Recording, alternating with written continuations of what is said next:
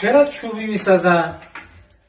خیلی چوب اینجا فراوونه، خیلی هم ارزون در میاد خونه وقتی با چوب میسازی، خیلی انعطاف پذیره و ساده است ساختمون سازی با چوب. من اگه این دیوار دیدم تراز نیست 4 تا پیچ بالا باز میکنم، یکم ترازش میکنم، پیچ رو صفر میکنم.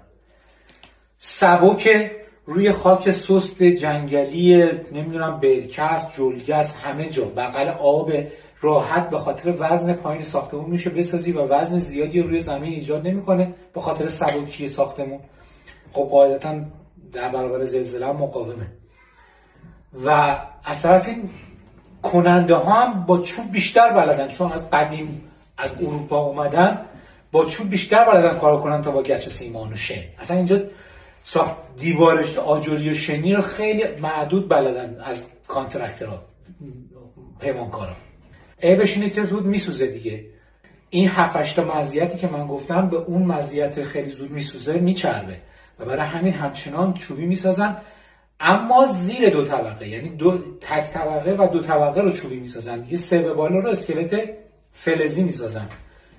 منصور از پنسیلوانیا در حال ساخت زیرزمین، بازسازی زیرزمین. شاید سلامت باشید.